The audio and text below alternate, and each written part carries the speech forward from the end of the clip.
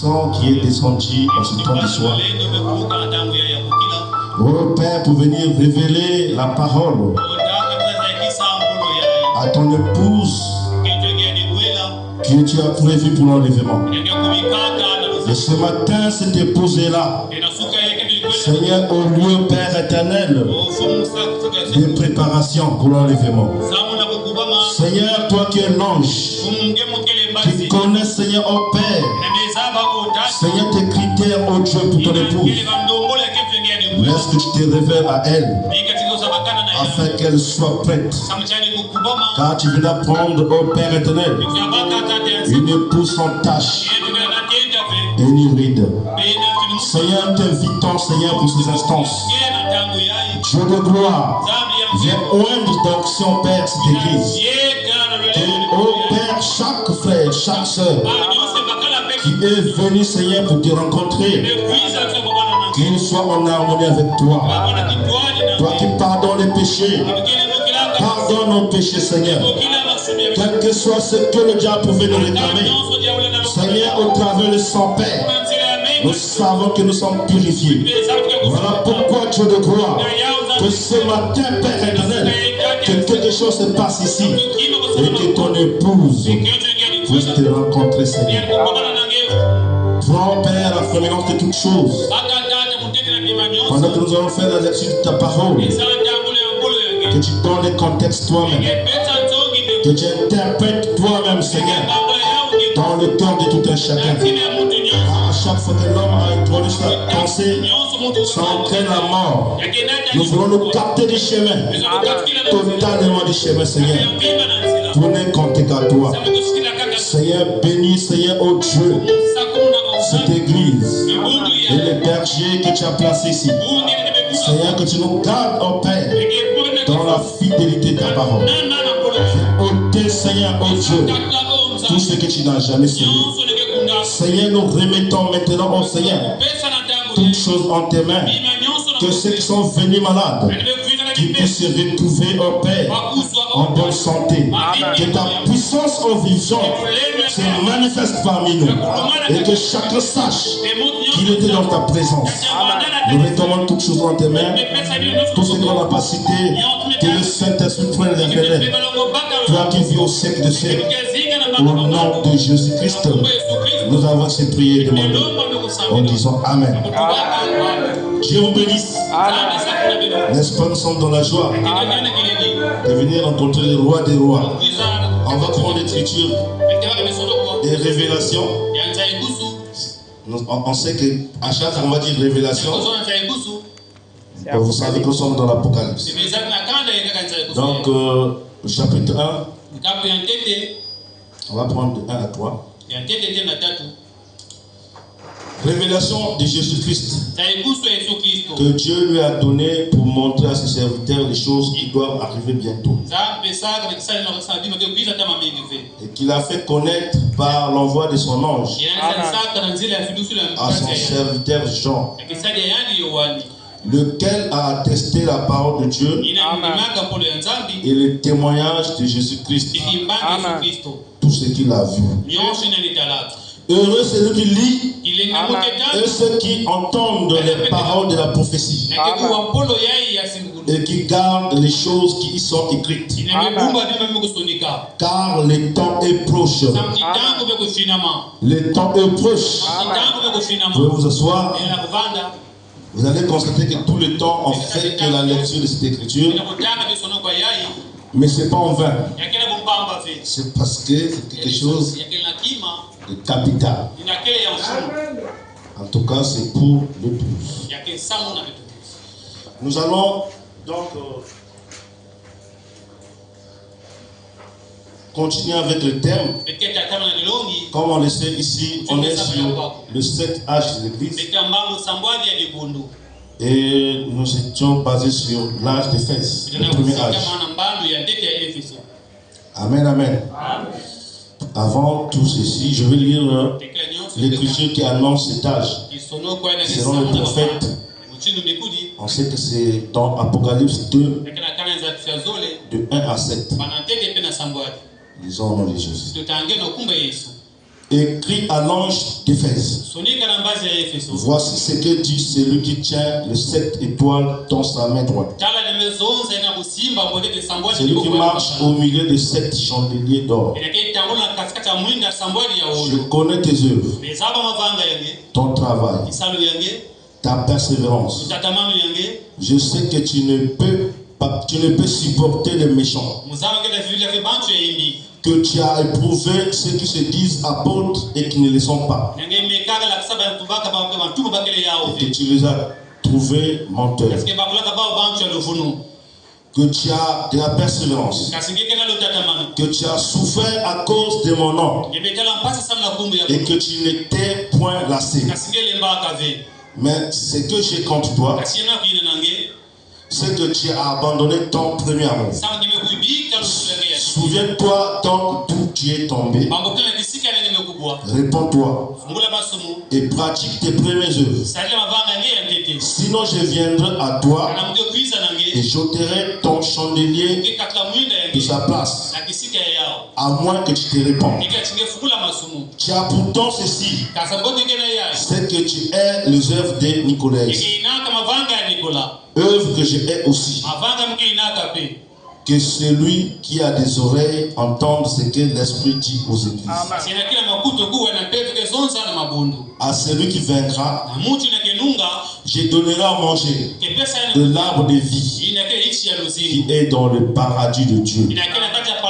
Amen, amen. Amen.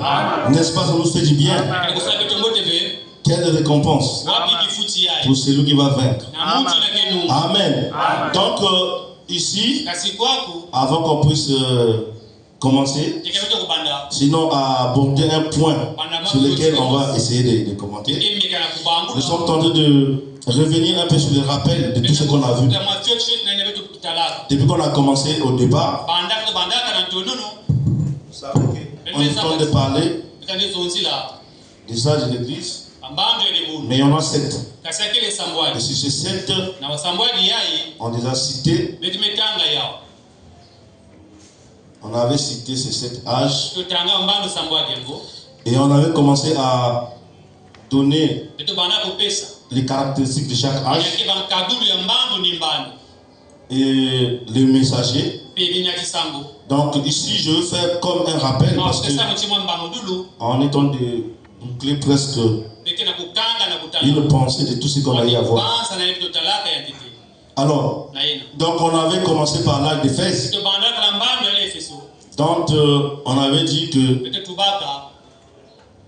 dans cet âge, voilà, cet âge qui partait de... On a pris d'abord comme référence biblique l'écriture qu'on venait de lire, Apocalypse 2, 1 à 7. C'est l'âge qui partait de 53 à 170 après Jésus-Christ. Et le messager c'est Paul.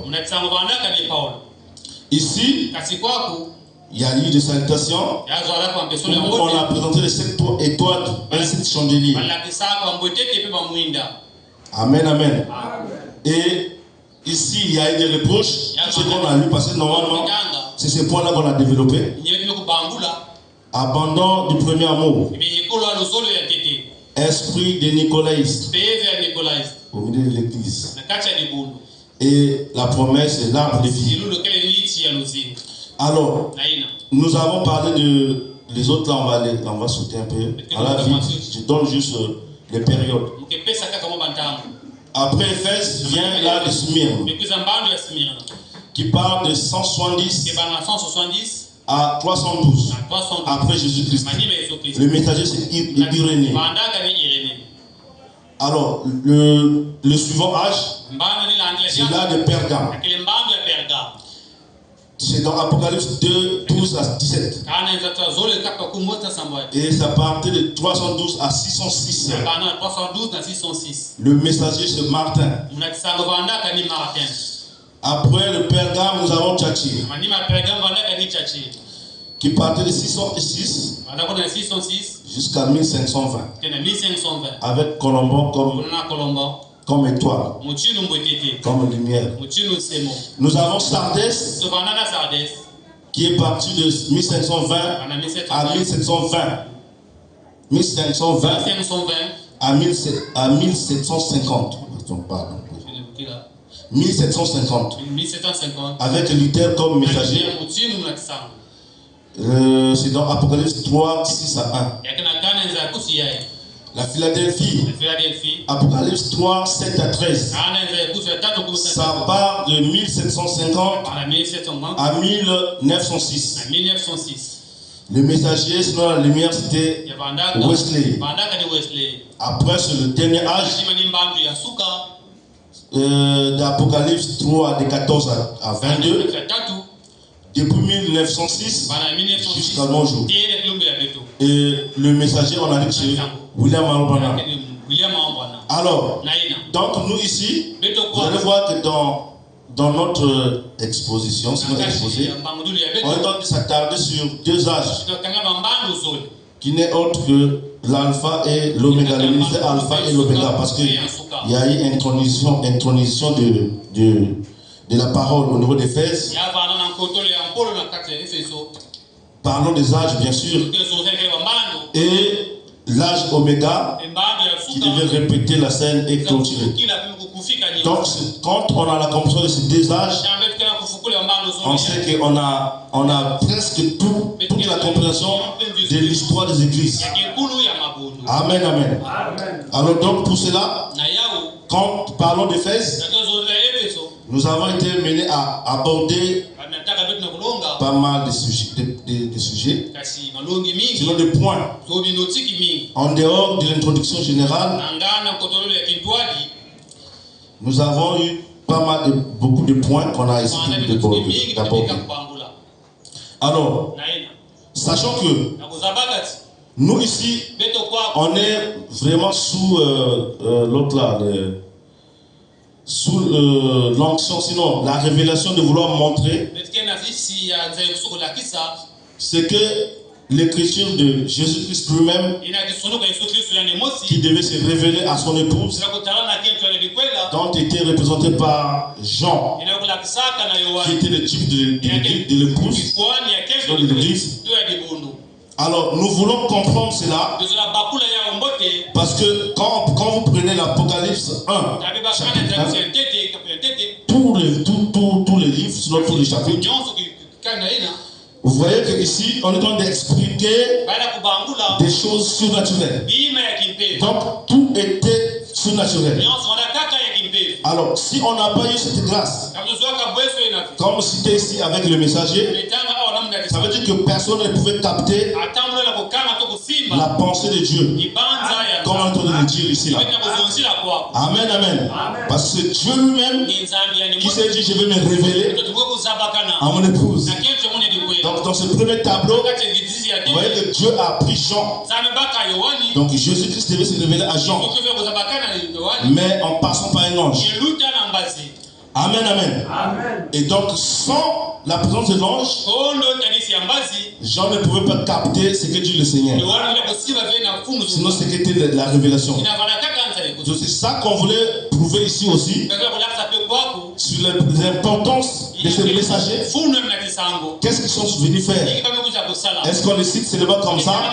Ou bien leur présence, ça caractérise une base sur le plan de la compréhension du tableau de Dieu, de son église. Alors donc, quand Jean a bien saisi, il dit heureux.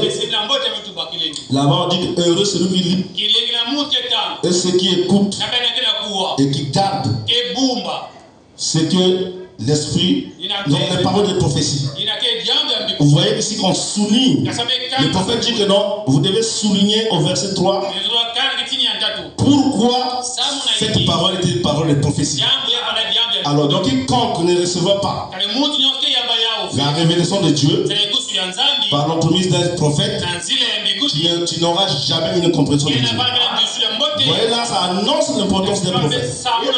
Amen. Alors donc pour cela, quand on descend dans l'âge d'Éphèse, Quand on va commencer à vous présenter Paul comme lumière, parce que dans Apocalypse, chapitre 1, au verset 20, vous voyez qu'il est dit, ici, les mystères de cette étoile que tu as vu dans ma main droite et de 7 chandeliers d'or. Les 7 étoiles sont les anges de cette église. Et les 7 chandeliers sont les 7 églises. Est-ce que vous suivez cela? C'est très capital. Donc, ça c'est un point. Normalement, on tend, épouse, qui est le temps de l'enlèvement, on doit avoir une bonne compréhension de cela. Si vous n'avez pas une compréhension de ce point, vous allez mettre dehors les prophètes et vous n'allez pas comprendre pourquoi un prophète. Et c'est quoi son rôle. Et en le faisant, puisqu'Amos 3 dit que Dieu ne peut rien faire sans se révéler, sans révéler sa parole pour un peuple donné à ses serviteurs le prophète. Ce n'est que par un prophète que nous avons la pensée de Dieu. Donc c'est très capital de connaître pourquoi on va croire un prophète. Et pourquoi vous êtes dans les églises où on a cru un message. Amen. Donc ici l'étoile, il a dit les 7 étoiles que tu as vu dans ma main droite. Vous voyez qu'il précise même la main. Amen. Parce que si c'était seulement n'importe quelle main, on devait dire les 7 étoiles que tu as vues dans ma main. Il devait s'arrêter là. Mais il dit la main droite. Et même là, on avait signifié, pour ceux qui venaient écouter, on a expliqué pourquoi la main droite. Qu'il est autre que la présentation de l'autorité de Dieu. C'est la puissance de Dieu qui représente la main droite. Après, on parle de cette chandelier. Donc, on va parler de chandelier. Amen. Ce sont les 7 églises qui caractérisent les 7 âges, les 7 périodes que devait connaître l'église de Christ. Depuis, on a dit que depuis la Pentecôte, amen, amen, jusqu'à son retour pour l'enlèvement. Quand on a la notion d'âge, amen, ça inclut le temps. Ça peut nous donner une compréhension qui découpe des époques, sinon de périodes, de telle période à telle période. Amen. Et chaque période est précise. Alors, on avait aussi donné, on a essayé d'expliquer donc la cohésion, sinon le relief des églises. Parce que ces églises-là, on avait expliqué que ces églises qui sont les noms de villes en Asie mineure. Amen, amen. Mais si on se tient seulement là avec une compréhension pentecôtiste ou non, manque de révélation, on ne saura pas les lier, ces églises-là, avec ce que dit le spirituel. Amen, amen. Donc voilà pourquoi on a quand même situé que malgré vous avez vu ces églises, mais en caractéristique, ça représentait ce que l'âge de l'église, ce que la parole de Dieu devait subir courant les périodes graduelles qu'on a citées ici. Alors donc je pense que c'est difficile de gérer le temps. On va citer, je vais aller droit pour citer les éléments. Donc, quand on descend dans la d'Éphèse, je vous ai dit qu'on a parlé de points. Non, des points. Voilà. Alors, proprement dit sur l'âge d'Éphèse, on a présenté les messagers Paul. Amen. Et après cela, nous avons parlé, situé la ville d'Éphèse. Géographiquement, même dans la compréhension spirituelle. On a présenté cette ville-là, jusqu'à parler même la situation de là où Jean devait recevoir la révélation à l'île de Patmos, qui se situait à 50 cm, à 50 km de Fès. Amen, amen. Et on a parlé de Jésus et ce messager comme point aussi. Et on a parlé aussi, on a montré que Christ qui loue ses siens. Christ qui loue ses siens. Les éloges. Amen. On a présenté comme point, autre point aussi, les avertissements de Dieu pour notre âge-là. Qu'est-ce qu'il est temps d'avertir? Amen, amen. En relation avec la sémence de Nicolaïs, parce que c'est ces sémences Nicolaïs-là qui sont venus hybrider, qui sont comme de mauvaises pratiques, qui devaient détourner la parole de son nom. Amen. Donc, pour cet âge, si la droite de la parole était là, les menaces c'était donc les sémences de Nicolas dans l'église, où l'homme devait entrer dans l'église avec des autorités, des dominations, des conquêtes, et la présence de beaucoup de credos au milieu de nous, au milieu de l'église. Donc on commence à confondre les credos à la pure parole. C'est là qu'il introduisait déjà la notion de fausse vie. Et la fausse vie est déjà parmi l'église. Alors si on a la fausse vie, et Paul devait rester là pour montrer la droite du vrai vie. Qu'est-ce que l'église devait faire? Donc avec ces enseignements de Nicolas au milieu de l'église, on a beaucoup insisté là-dessus. En dehors de ça, on a essayé d'aborder aussi sur la voie de l'esprit. Amen.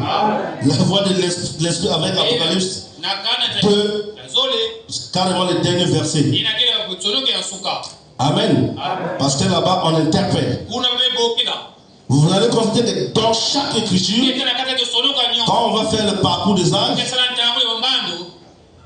à la fin de chaque écriture, on dit presque la même chose. Amen. On est en train d'interpeller toujours l'épouse. Amen, amen. Alors, après cette voie de l'esprit, nous avons abordé un point qui renferme les récompenses promises. Mais ici, dès lors qu'on parle des récompenses, amen, on est en train de parler de la fin. En fait, ça globalise presque l'idée directrice. C'est comme le diplôme de tout ce qu'on a cité là-bas. Il faut que tu aies réussi à passer tout ce qu'on a dit. Qu'est-ce qui t'est réservé? La récompense de Dieu. Là où on a parlé de l'arbre de vie. Amen, amen. Donc, on a pas mal expliqué les fondements de l'église primitive, mais parce que ça, on avait dit que c'est le sous-bâtiment. L'église primitive qui est l'âge apostolique, c'est ça qui caractérisait le fondement. Le fondement sur lequel devait bâtir chaque suite. Et en dehors de ce fondement-là, tu ne peux pas venir commencer une autre construction sans l'âge, sans l'évangile. Sinon la droiture de l'évangile, de ce que était dans l'âge apostolique, dans l'église primitive, alors on n'a pas une autre base, sinon un autre fondement sur lequel l'épouse devait s'asseoir. Donc on a tardé aussi là-dessus. Amen, amen. Donc aujourd'hui, normalement, avec le temps qui nous reste, nous allons beaucoup rester sur le dernier point. Amen. Sur des récompenses. Et là-dessus, nous allons tirer l'explication de l'arbre de vie. Je pense qu'on a commencé ça depuis mercredi, sinon vendredi. Et je pense que c'est ça la base. Quand nous allons comprendre ce que c'est l'arbre de vie, alors nous allons rechercher, sinon chacun de nous saura de quoi il est question de l'histoire de la parole de Dieu. Et pourquoi nous partons à l'église. Et pourquoi. Amen, amen. Donc je reviens là-dessus. Apocalypse 2, et le verset 7. À celui qui vaincra, je donnerai à manger de l'arbre de vie qui est dans le paradis de Dieu. Amen, amen. À celui qui vaincra, je lui donnerai à manger de l'arbre de vie qui est dans le paradis de Dieu. Alors, ici, par la consommation de l'arbre, nous savons que même dans le naturel, on avait commencé à aborder ça ici. Quand on entend par l'arbre qui a des fruits, vous savez que l'arbre donne la vie. En commençant par les phénomènes de photosynthèse. La photosynthèse, c'est que l'arbre libère l'oxygène. L'oxygène qui est utilisé par les humains que nous sommes. Et les humains libèrent le CO2 qui vient réconforter l'arbre. Vous voyez que c'est un boucle. C'est un système synchronisé. Donc on peut dire que Dieu ne peut pas exister sans son épouse. Amen, amen. Il n'y a pas aussi d'épouse sans Dieu. Nous devons avoir cette compréhension-là. Donc nous avons vraiment, d'une manière ou d'une autre, on se complète. Donc la partie amour de Dieu, c'est comme on dit que non, la partie amour d'un homme, c'est dans la partie faible d'un homme, c'est sa femme, ainsi de suite. Ça, c'est des exemples pour donner. Et on a essayé de montrer que l'arbre, vous voyez que quand lui il donne l'oxygène, et nous voyons les hommes aller vers l'arbre, comme nous pouvons voir n'importe quel être vivant aller vers l'arbre, ne serait-ce que pour aller s'abriter contre le soleil. Il peut aussi aller trouver des fruits pour manger, pour avoir une santé de fer. Amen, amen. Donc vous voyez que l'arbre attire de tout ce qu'il a.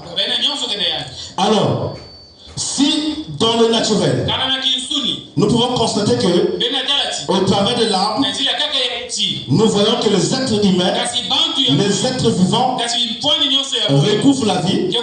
Alors on voulait aussi venir dans le monde spirituel. Comment Jésus s'autoproclame lui-même?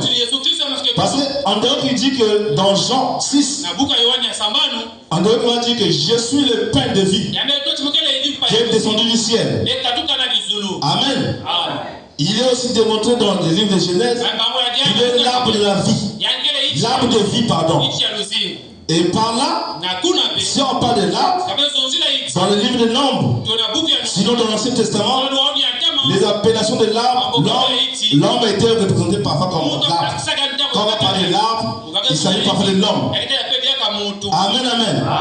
Alors donc cet arbre ici, c'est une personne vivante. Amen. Il est l'arbre de vie.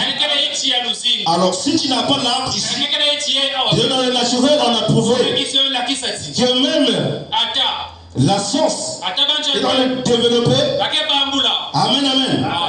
Des systèmes pour conserver la faune.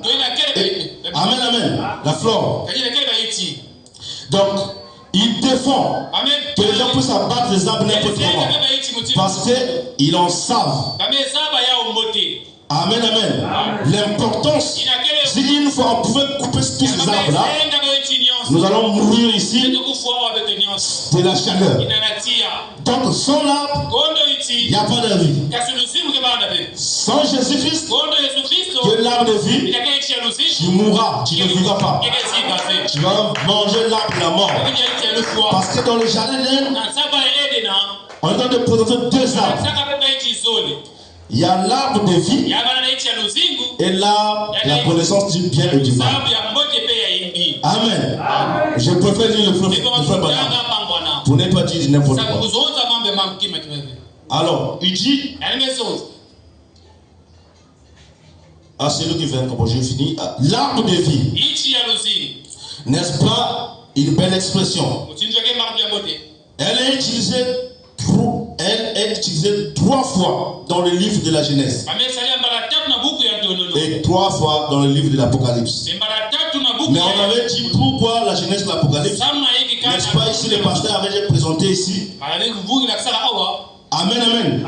Que s'il y a 2 livres que le diable aime, c'est l'Apocalypse et la Genèse. Parce que c'est là-bas qu'on montre littéralement son sort. D'où il vient et d'où il va. Amen. Alors, comprendre ces 2 livres-là, vous voyez que c'est même le domaine des prophètes parce que nombreux n'en savent pas. Ils ne peuvent pas bien expliquer ça. Parce que c'est là-bas que nous avons une bonne compréhension de ce qu'est Christ. Donc il dit, n'est-ce pas une belle expression? Elle est utilisée 3 fois dans le livre de la Genèse et 3 fois dans le livre de l'Apocalypse. Aux 6 endroits, il s'agit du même arbre. Et il symbolise exactement la même chose. Amen, amen. Même quand on a abordé nos âges, ici on nous a dit, amen, amen. Christ tenait dans ses mains 7 étoiles et 7 chandeliers. Amen. Mais au niveau des chandeliers, devait luire une lumière dans chaque chandelier. Mais si on a compris la compréhension des chandeliers, qu'il est entre l'église, on dit qu'au milieu de chaque église, il devrait y avoir une lumière. Mais ce n'est pas n'importe quelle lumière. On avait expliqué ici que c'est la même lumière qui devait éclairer à Éphèse. C'est la même lumière qui venait éclairer à la Odyssée. Au dernier âge. C'est toujours Christ lui-même. En dehors de cela, vous êtes en train de faire le contraire de la volonté de Dieu. Amen. Nous devons comprendre. Vous voyez ici, les frères m'ont dit que non. Dans les 6 points-là, où on a cité l'arbre de vie, il n'y a pas de changement. Ça dit exactement la même chose. Amen, amen. On va continuer. Il dit, mais, qu'est-ce que l'arbre de vie? Eh bien, avant tout, il nous faut savoir ce que présente l'arbre en général. Dans Nombre 24, 6, en décrivant Israël, Balaam disait qu'il était comme des arbres d'aléose que l'Éternel a planté. Partout dans l'Écriture, les arbres représentent des personnes comme dans le psaume. Est-ce que vous avez la connaissance du psaume 1? Alléluia. Mais quel est le psaume 1? L'arbre qui est au bord de la rivière, amen, amen, ne peut pas périr. Amen. L'arbre là va se tenir et il va donner le fruit à sa saison. Parce qu'il a la vie. Sans la vie, sans les nutriments, amen, nécessaires à un arbre, essayez de faire le contraire de ces arbres-là. Si vous ôtez autour d'eux tout ce qui est vitamine, vous allez voir, amen, amen, ce qui va s'en suivre. L'arbre va se sécher. Donc c'est l'importance. Ici on est en train de montrer pourquoi vous devez avoir l'arbre de vie. Sinon vous allez mourir. Alors, L'arbre représente des personnes, comme dans le psaume 1. L'arbre de vie doit donc être la personne de vie, qui est, en nous annonce ici, qui est Jésus-Christ. La personne de vie, c'est le seul Jésus-Christ. Vous ne trouverez nulle part la vie en dehors de Jésus-Christ. Est-ce qu'ici on a déjà fait le relief sur la compréhension naturelle? Là nous sommes déjà dans le surnaturel. Amen. Dans le spirituel. Donc notre vie. Parce que ici il a dit que tout ce que vous voyez passer. Amen. Toi-même la chair. Parce qu'on même on dit que ni la chair ni le sang ne pourra hériter le royaume de Dieu. Alors, donc la vraie vie ici ne symbolise pas ce que vous définissez comme vie. La vraie vie. Amen. N'est-ce pas, il est écrit que celui qui cherchait à sauver sa vie va la paix. Est-ce pas c'est pas ce que les gens se donnent de faire? Il se donne pour César. Amen, amen. On se soucie plus du bandit, comme le pasteur disait que non, c'est cher. C'est quelque chose qui réclame beaucoup des envies. Amen, amen. Mais la Bible dit que une fois que vous allez exprimer, ça c'est le prophète qui explique ça. Si vous avez des envies, quand ça va enfanter, amen, les envies, donc vous enviez les choses. Quand ça enfante, ça donne le péché. Amen.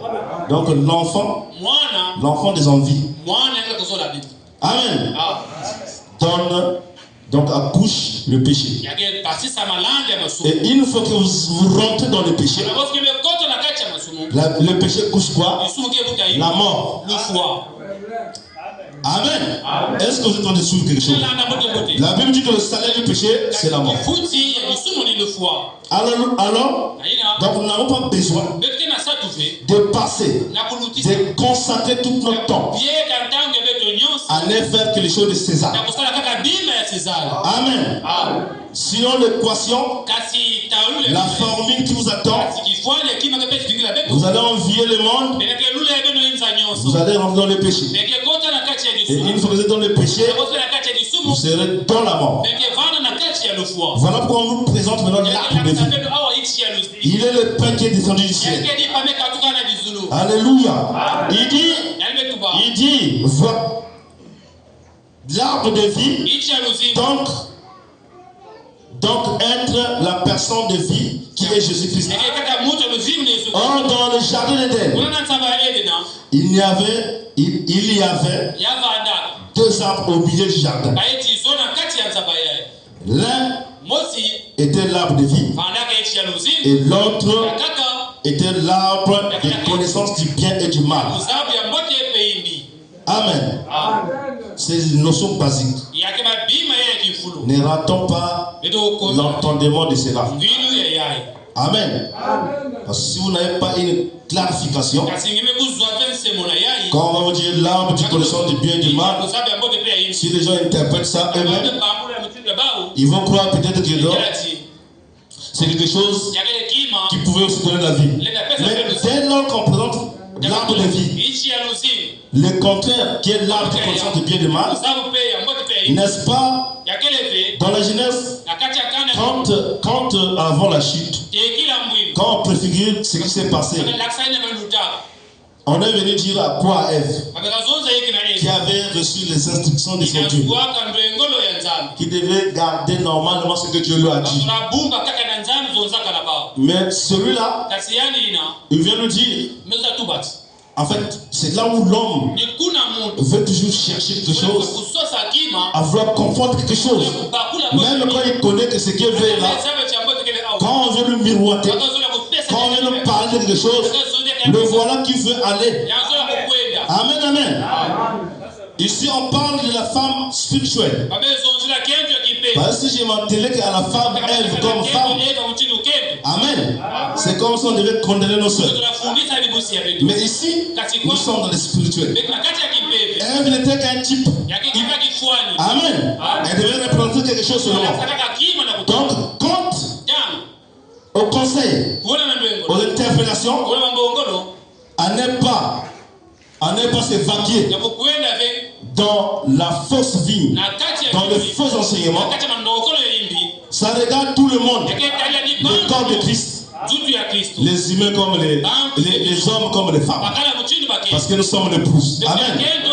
Donc ici, vous voyez que le diable est venu à Ève pour nous miroiter. Nous dire que est-ce que Dieu a réellement dit? Normalement, il t'a caché des choses. Amen. Et pourtant, nous avons l'évangile que Christ a laissé devant nous. Que nous sommes de voir depuis 2000 ans, depuis que la Bible existe, la parole ne faillit pas. Dieu est là. Mais les gens, je ne sais pas qu'est-ce qu'ils sont en train de chercher pour vouloir mettre en cause la parole. Ils sont toujours en train de vouloir à l'envers. Amen. Mais c'est le divertissement du diable. Le diable, c'est comme ça qu'il opère. D'abord, il ne va jamais te dire la vérité. Dans ses contrats, il cache toujours quelque chose. Amen, amen. C'est bien après que tu as avalé la leçon qui va te dire que mais toi tu as déjà signé. Tu es déjà ici. Amen. Alors, là-bas il dit dans l'Apocalypse que celui qui lit fasse attention. Pourquoi cet avertissement? Amen. Heureux celui qui va lire, celui qui va écouter, entendre et garder. Amen. Quand tu gardes, ça veut dire quoi? Notre expression ici, puisqu'on avait dit dans les explications que dans les âges, on a pris, comme il est exprimé dans Matthieu 13, l'histoire d'un vrai semeur. Amen, amen. Qui a fait son champ et qui devait s'aimer la bonne sémence. N'importe parmi nous ici, la pensée originelle quand on fait quelque chose, une activité, le champ, normalement selon toi, tu veux planter uniquement une bonne sémence pour récolter la bonne sémence. Amen, amen. Mais il arrive que tu as planté les arachides avant de venir récolter dans les champs. Pourquoi on va parler de sarclé? La mauvaise sémence aussi est venue. Donc le plan de l'ennemi aussi est venu. Et c'est comme ça que le diable s'est glissé dans l'église. Quand on veut parler des œuvres de Nicolas ici, qui est venu perturber l'ordre établi de l'église apostolique, qui était une parole pure. Amen, amen. Mais le credo devait intégrer dans l'église de Dieu. Nous aussi on prie. Nous aussi on prie. Donc, si la définition du chrétien, c'est de voir seulement comme on est en train de faire le devoir de partir à l'église, s'asseoir et repartir, alors vous voyez qu'il y a beaucoup d'églises. Mais le mal ne veut plus rester, il ne veut plus régner comme ça règne. Aujourd'hui, il y a même plus d'églises, mais c'est comme si on a comme l'impression que c'est la période où même il y a plus du mal au milieu dans le monde entier. Le diable est en train de secouer plus. Pendant qu'on voit encore beaucoup des églises s'ouvrir. Amen. Donc l'entendement ici de l'église ne se situe pas à cette compréhension-là. Nous devons descendre dans la révélation parce qu'il est dit sans la révélation de Jésus-Christ, de qui est Christ, vous ne devez jamais l'adorer, c'est lui donner une parfaite adoration. Vous ne devez jamais nous être comme une véritable épouse. Alors, on continue avec les prophètes. Or, dans les jardins d'Éden, il y avait deux arbres au milieu du jardin.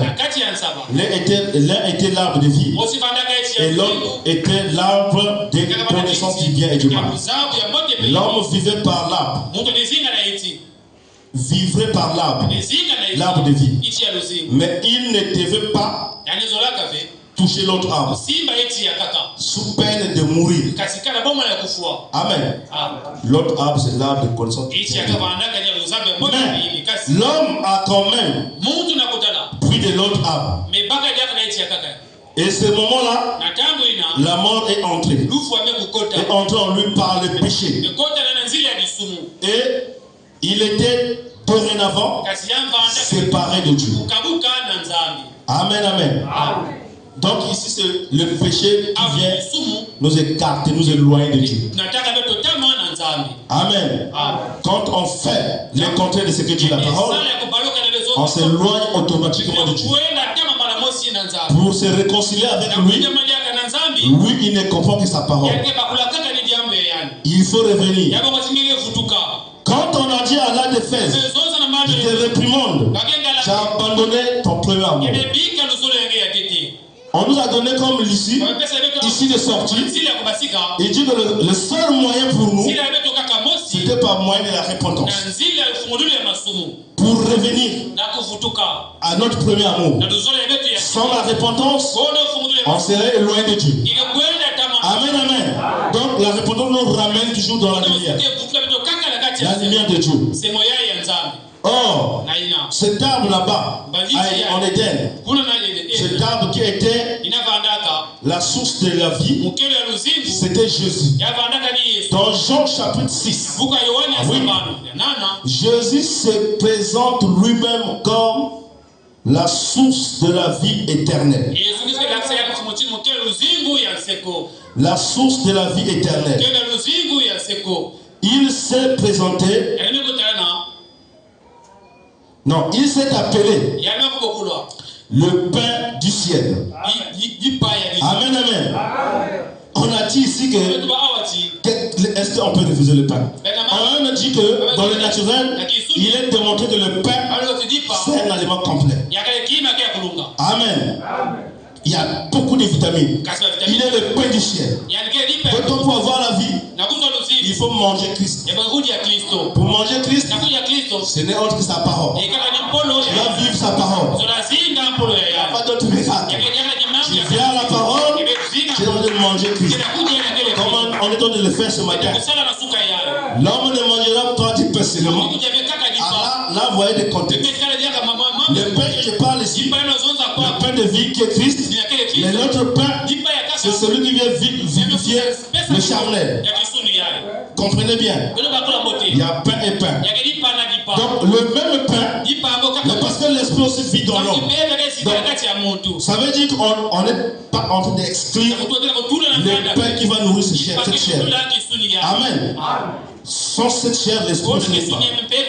Mais on dit, vous n'allez pas vous soucier seulement des choses que vous partez chercher, mais de toute parole qui sort de la bouche de Dieu. Amen. Voilà pourquoi on est en train de placer les choses de façon que même quand nous sommes en train de naviguer dans le monde, en train de faire tout ce qu'on veut, mais qu'on sache qu'ici notre poteau d'attache, la vie éternelle, c'est d'avoir Jésus-Christ. Sans quoi, c'est la mort. Il dit que je suis l'arbre de vie. Mais il est aussi le pain qui est descendu du ciel. Mais vous savez que dans cette écriture-là, ce qui a encore attiré mon attention, quand frère Manon parle de ça, j'ai dit oh. Mais Jean chapitre 6, à partir de 8, on a constaté que les gens avaient faim. Amen. Avec peu de pain, il n'y avait rien. Donc, tel que vous êtes là, je vais avec un peu vous donner. Mais Jésus-Christ est venu s'exprimer là pour leur dire si vous m'avez comme nourriture, sinon comme vie, vous n'aurez plus soif. Il a prouvé, il a multiplié le pain. Amen. Donc, c'est vous qui vous souciez des choses du monde. Mais lui, il vous dit tout est possible à celui qui croit. Il suffit de le mettre d'abord en première place. Même si te manque seulement, il te reste seulement 50 à la maison, 50 francs. Mais si tu sais que tu es son fils, l'or et l'argent l'appartiennent, tu peux fléchir les genoux et il va remplir toute ta maison. Il va rendre ta maison prochaine. Rien ne manque. N'est-ce pas c'est bon d'avoir Jésus? Amen, amen. Donc nous, notre petite attache, on ne va pas se contenter de César, de voir seulement, oh mon travail. Mais la meilleure formule, c'est quand nous avons d'abord Dieu, et on vient réclamer ce que nous avons là. Je vous donne ça. Mais avec sécurité, sans inconvénient. Mais si on a dit que le diable, lui, quand il donne, il réclame quelque part. Amen, amen. Il ne va jamais te laisser vivre. La libre vie. Il va te dire, mais je t'avais donné ceci, non? Donne aussi ceci. Mais Dieu, quand il donne, il est fidèle. Il a donné. Amen. Donc, je continue. Sachant que nous sommes en train de parler de l'arbre. Il a parlé de se donner lui-même. Et il a dit que si un homme mangeait de lui, il ne mourrait jamais. Il a proclamé qu'il connaissait Abraham. Et qu'avant Abraham, il était. Amen. Donc c'est le même Dieu qu'Abraham a adoré que nous sommes en train d'adorer ici là. Amen. Et il a prophétisé qu'il leur donnerait lui-même de l'eau. De l'eau vive. Et que si un homme en buvait, il n'aurait plus jamais soif. Mais qu'il vivrait éternellement. Alléluia. Il s'est montré comme le grand je suis. Alléluia. Le grand je suis. Mais quand quelque chose est au présent, même par cette citation, on avait expliqué ici que quand Jésus dit je suis le grand je suis, ça vient confirmer l'écriture de Hébreux 13:8 que Jésus-Christ est le même hier, aujourd'hui, éternellement. Il est le je suis. Dans le je suis, c'est au présent. Donc quand quelqu'un est toujours au présent devant vous, ça veut dire qu'il ne pourra jamais vous manquer. À chaque fois que vous aurez à soulever les yeux vers le ciel, il va intervenir. Il est là. C'est vous qui le classez en histoire. Vous le classez dans le passé. Vous le classez plus dans le passé. Et vous le croyez plus dans le futur. Amen. Mais alors, lui il dit, avant qu'Abraham soit, il était. Maintenant il dit, va leur dire que je suis le grand, il est le grand, je suis. Donc il est là, il ne bouge pas. Éternellement. Alléluia. Normalement, je devais voir les gens sur. Non, vous ne comprenez pas. C'est pour vous.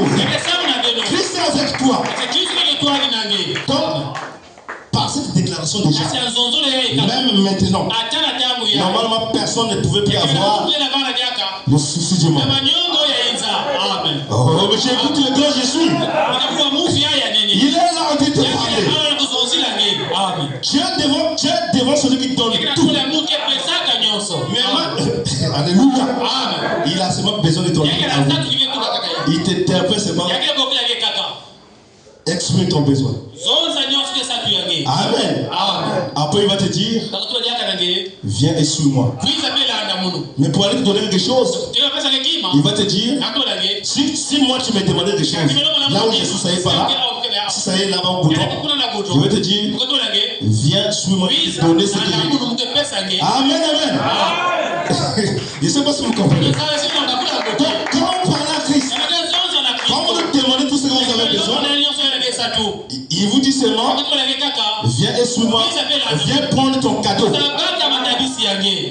Si le chemin doit dire, suis moi ici, il ne va pas te dire non, va croise-moi. Non, il va te dire, viens et suis-moi pour qu'on arrive au même moment et tu donnes ton cadeau. Alléluia. Oh, amen, amen. Vous devez vous sentir en paix.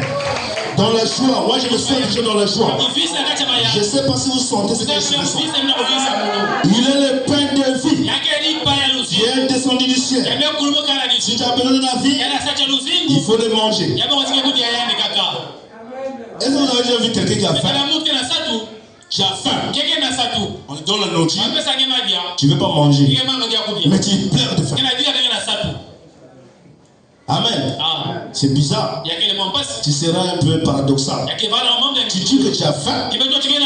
On dit, prends la nourriture. Tu ne veux pas manger, mais te voilà qui crie toujours que j'ai faim. Je vais mourir, j'ai faim. Amen. Il faut manger ce pain qui est descendu du ciel. Il est la vie. Amen. Donc, l'eau de la parole, je parle de l'eau vive. N'est-ce pas? Et que si un homme en buvait, il n'aurait plus jamais soif. La femme samaritaine, si tu me donnes de cette eau, tu n'auras plus soif. Frère, c'est des déclarations terribles. Si on l'écoute dans l'esprit, avant de sortir ici, vous allez voir un petit changement. Vous aurez un petit quelque chose. Ça ne va pas s'exprimer peut-être comme vous le pensez. Mais il y aura quelque chose qui va commencer. Ça va ensemencer quelque chose ici. Il y a déjà la sémence. Ça va aller booster la vie de la sémence. Ça va aller développer ce qui ne montait pas. Parce que même quand une sémence est enfouie en terre, si on n'apporte pas, on ne veut pas arroser l'eau, ça ne croît pas vite. Ça ne sort pas. On risque de touffer cela. Amen. N'est-ce pas, Jésus a parlé de paraboles. Il y a ce mec qui s'aimait. Les autres devaient tomber dans les déserts. Ceux qui ne tombaient pas dans les bonnes terres ne donnaient pas la vie. Ne se reproduisaient pas. Amen, amen. Mais vous êtes cette sémence-là qui est tombée sur la bonne terre. Amen, amen. Et qui devait donner la vie. Qui devait se reproduire. C'est de cette vie-là, c'est de cet arbre-là que nous avons besoin ce matin. Alléluia. On continue. Oh, merci Seigneur. Alléluia. Il s'est montré comme le grand je suis. Il est le pain de vie, la source de vie. L'éternel, l'arbre de vie. Il était là-bas en Éden, au milieu du jardin, tout comme il sera au milieu du paradis. Alléluia, alléluia, alléluia. Merci Seigneur. Et on a montré ici que vous voyez que quand on parle de l'histoire d'Éden, amen. Je ne sais pas s'il y avait des bâtés ici, on avait parlé dans une projection dans l'homothétie des centres Jésus. Amen, amen. L'Éden nous miroite le paradis. N'est-ce pas, vous devez attendre un enlèvement? Mais l'enlèvement, vous allez le vivre. Alléluia. Mais en Éden, il y avait l'arbre au milieu du jardin. L'arbre de vie. C'est ce qu'on avait recommandé à Adam et Ève de manger. Et on avait défendu l'autre arbre là. N'oubliez pas que l'autre arbre, on nous avait donné interdiction. Il dit attention. Alléluia.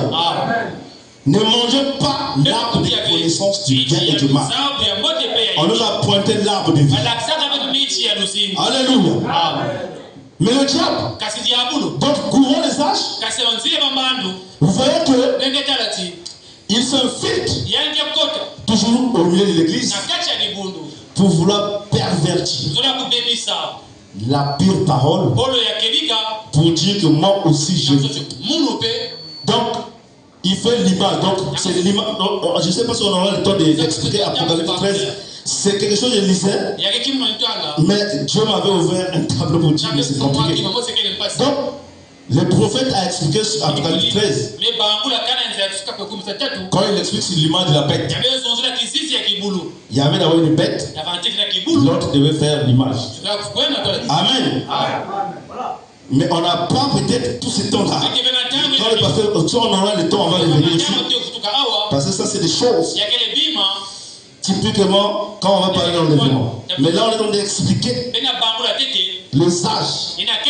Donc, le passage que devait connaître l'évangile de Christ, la Bible doctrine de ce tabou spirituel que Christ avait planté dans l'église depuis la Pentecôte jusqu'à ce qu'il vienne prendre son épouse. Alléluia. Oh, je ne sais pas si j'ai encore le temps. Amen, amen. Oh, Jésus, merci. Donc, on va bientôt commencer à descendre. Alors, donc, il dit, en tout cas, je reviens là-dessus pour reprendre l'idée. Il est le pain de vie, la source de vie, l'éternel, l'arbre de vie. Il était là-bas en Éden, au milieu du jardin, tout comme il sera au milieu du paradis. Alléluia. Dans cette compréhension, tout ce qui s'est passé en Éden, nous avons un tableau clair qui nous explique. Amen. Que ça préfigurait seulement ce qui va se passer à l'âge Oméga, pendant que Christ va régner dans le paradis. Mais donc ici, on va chuter, mais on va faire des reliefs pour montrer notre chute, notre conclusion, en prenant en rapport. Amen, amen. N'est-ce pas ici que nous sommes l'épouse? L'épouse qui est en train de tendre un enlèvement, mais quelqu'un à qui on a annoncé un mariage. Amen, amen. Je pense qu'il doit bien comprendre le caractéristique, les événementiels, les étapes du mariage et comment une dame ou une personne qui va au mariage, quand elle a épousé, quels sont les critères qu'elle est censée présenter. Sans ça, il n'y aura pas de mariage. Si tu ne connais pas c'est que c'est le mariage et comment tu vas te prêter, ça veut dire que même quand on va programmer le mariage, les jours là tu peux plutôt aller au champ. Et pourtant c'est le jour du mariage. Mais toi tu es parti au champ. Alléluia. Tu dois connaître, tu dois être. Amen, dans l'activité du mariage et connaître les déroulements des étapes. Donc pour cela, n'est-ce pas, nous avons eu dans la Bible, parce qu'on ne peut pas aller prendre d'autres exemples que les exemples de la Bible. Alléluia. Connaissons-nous Esther? Alléluia. L'histoire de Esther, je sais qu'on le connaît. Elle était la femme du roi, le roi Assyrus. Amen, amen. Mais je pense que c'était au moment sous le règne de Médo et Perse. Alléluia. L'influence qu'il subissait, c'est sous ces jours-là. Alors le roi Assyrus, en tout cas on va donner un peu de parabolisme, voilà, pour que vous ayez une bonne compréhension. Parce que nous sommes l'épouse. Donc Esther ici, on la prend pour épouse, qui va dans l'enlèvement. Et il y a un roi qui est là, le roi Assyrus en type. Ici, il doit être celui qui domine, donc sinon celui qui organise l'enlèvement. Amen, amen. Alors Esther était sous l'influence, sous la conduite de Mardoché.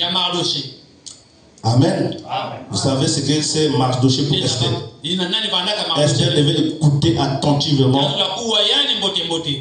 les conseils, la conduite de Mardoché. Amen. Moi, je vais prendre tous ces blocs qui travaillent pour Dieu, pour notre temps là, je les classe du côté de Mardoché.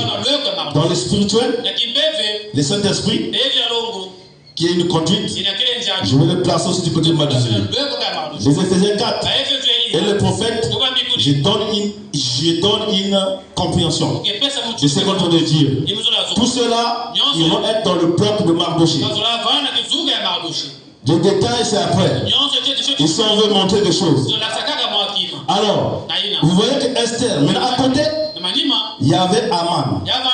N'est-ce pas, on est en train de parler de l'histoire de la vraie vie et la fausse vie dans la même église. Alléluia. Alors ici, je vais typifier. Donc sinon, le prophète dit Aman. Ici, je le présente comme la fausse vie par rapport au texte. Amen, amen. Donc, Esther, qui devait, qui représentait le type de l'épouse, quand on a écouté qu'on devait mettre à mort tous les Hébreux, amen, amen. Mais l'épouse devait intercéder. Vous savez que on nous prouve ici avec le prophète que le préparatif d'Esther avait pris plus ou moins. Amen, amen. 6 mois, elle était en train de...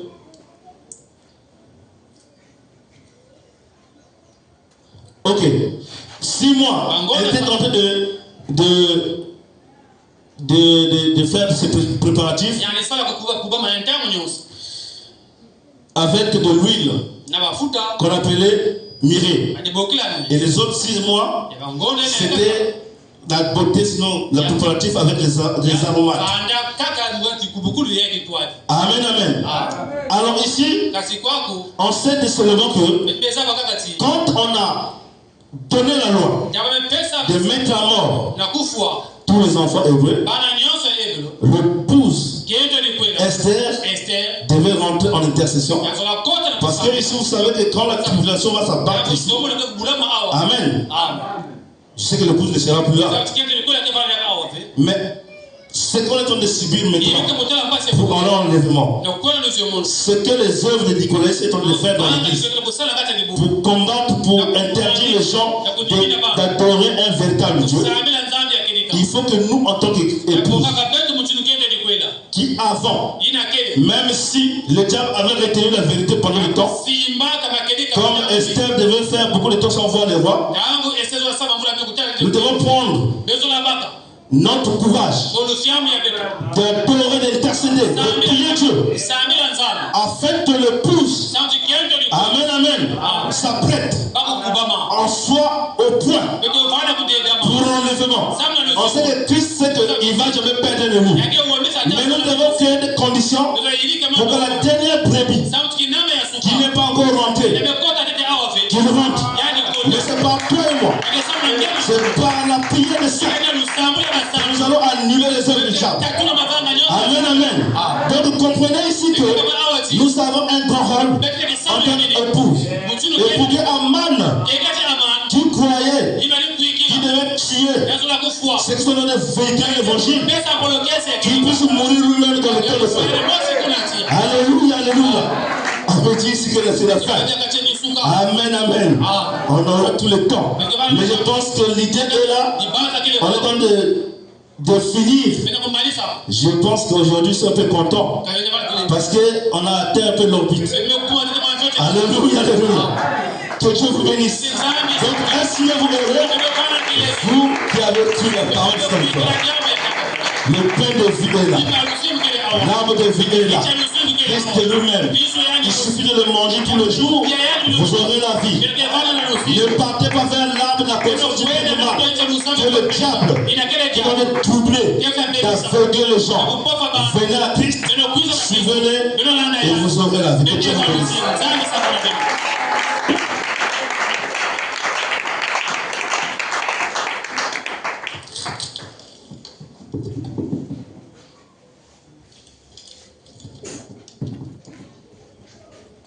Merci.